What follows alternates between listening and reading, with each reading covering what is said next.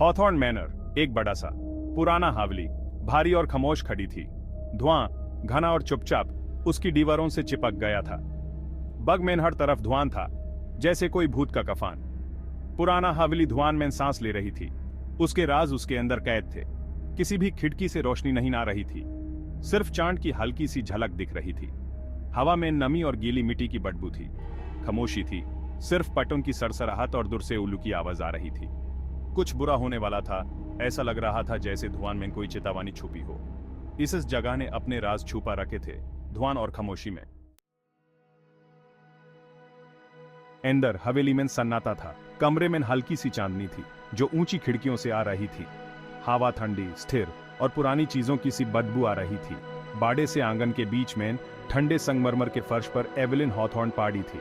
उसका पीला हाथ आगे बढ़ा हुआ था, जैसे वो कुछ देख रही हो। उसके सीने पर एक लाल गुलाब रखा था। उसके सफेद गाउन पर रंग का एक छोटा सा दाग। उसकी पंखुड़ियां उसकी गोरी त्वचा पर खून की बूंदों की तरह। हवेली की शांति में एक अजीब सा विपरीत। एवेलिन, तुम कौन थे और कौन चाहता था कि तुम चुप रहो? शेरिफ जैक मॉर्गन सालों से इंसान की अंधेरी तरफ देखकर सख्त हो गया था। ध्यान से दहलीज के ऊपर से गुजरा। उसकी तेज और चौकस नजरों ने नजारे को देखा। ऐसा लग रहा था जैसे वह अंदर आते ही धुंध उसे जकड़ लेगी। एक शांत, चौकस मौजूदगी। वह लाश के पास झुक गया। उसकी नजर गुलाब पर टिकी हुई थी। हो सकता है कोई सुराग हो या फिर कोई क्रूर मजाक। उसकी उंगलियां, जो कठोर थीं लेकिन कोमल थी, ने एवेलिन के चेहरे से बालों का एक भटका हुआ जूड़ा हटा दिया। यह मेरी जागीर है, मेरी। पिछली रात की लड़ाई हावली की खामोशी में गूंज रही थी। एवेलिन, उसकी आवाज गुस्से से कांप रही थी। उसने अपनी सास इजाबेला का सामना किया। तुम नहीं जानती तुम क्या बोल रही हो बच्ची। ये घर, ये परिवार, इसमें राज छिपे हैं। इजाबेला एक ऐसी महिला जो अपनी शान को कवच की तरह पहनती थी, सख्त खड़ी थी। यात्रा हवा में लटकी हुई थी, घनी और घुटन भरी। बड़े हवेली में कोहरे की एक और परत। भाग 5। एक गवाह की परछाई। अनदेखा, अनसुना, एक आकृति ऊपरी बालकनी की छाया में ठहरी हुई थी। विक्टर, एक युवा, डरी हुई आंखों और घबराहट भरे स्वभाव वाला, नीचे हो रहे दृश्य को देख रहा था। उसने एक घिसी हुई चमड़े की जिल्द वाली किताब को अपने सीने से लगा रखा था।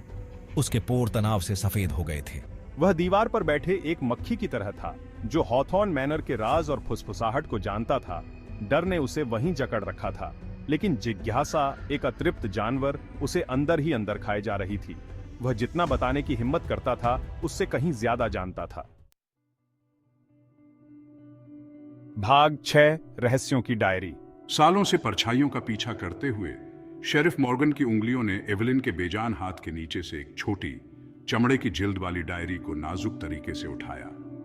उसके पृष्ठ सुंदर लेख से भरे हुए प्यार, डर और सच्चाई की एक बेताब खोज की बात करते थे। एवेलिन के शब्द जल्दबाजी में लिखे गए, डर में जी रहे एक जीवन की तस्वीर पेश करते थे।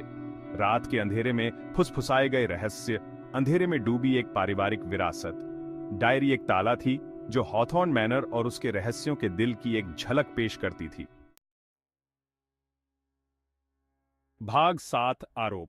तुमने उसके साथ बहस की थी। शेरिफ मॉर्गन की आवाज धीमी थी, लेकिन इसमें आरोप का वजन था। वह इजाबेला के सामने खड़ा था। उसकी नजर अटूट थी। वह सख्त बैठी थी। उसका चेहरा दुख का मुखौटा था, लेकिन उसकी आंखों की गहराई में किसी और चीज की एक झलक थी। अपराध बोध, डर। इस परिवार ने बहुत त्रासदी देखी है, इजाबेला ने कहा। उसकी आवाज एक धीमी सी सरसराहट थी। क्या तुम्हें अपने संदेह से इसे और बढ़ाना चाहिए? उसके शब्द एक ढाल थे जो सच्चाई को दूर कर रहे थे। लेकिन मॉर्गन ने ऐसे मुखौटों को देखना सीख लिया था। भाग 8। सच्चाई का खुलासा।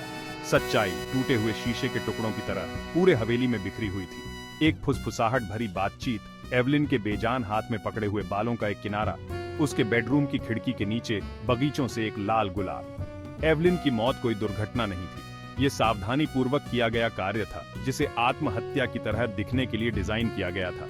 लेकिन हत्यारा लापरवाह था। उसने मॉर्गन जैसे किसी के पीछे चलने के लिए ब्रेड क्रम्ब का निशान छोड़ दिया था। भाग 9। अनुत्तरित प्रश्न। कोहरा उठने लगा था, लेकिन हॉथॉर्न मैनर के कोनों से अब भी परछाई चिपकी हुई थी। एवेलिन की मौत का सच सामने आ गया था, लेकिन सवाल बने हुए थे। हवेली में अभी भी कौन से रहस्य कैद हैं? मॉर्गन जानता था कि जवाब पुराने घर की दीवारों के भीतर गहरे दबे हुए हैं, अतीत के भूतों के साथ बंद हैं। वह इसे अपनी हड्डियों में महसूस कर सकता था, एक ठंडी निश्चितता कि यह अंत नहीं था।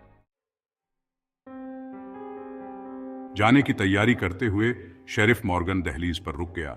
उसकी निगाह हवेली की आकर्षक आकृति पर वापस चली गई। हो सकता है कि कोहरा छंट गया हो, लेकिन हॉथॉर्न मैनर की परछाइयां बनी रहीं। अंधेरी और अभेद्य, वह लगभग अपने ऊपर अनदेखी निगाहों का भार महसूस कर सकता था। देख रहा था, प्रतीक्षा कर रहा था। वह जानता था कि हॉथॉर्न मैनर के रहस्य बहुत गहरे थे और कुछ रहस्य शायद दफन रहना ही बेहतर था।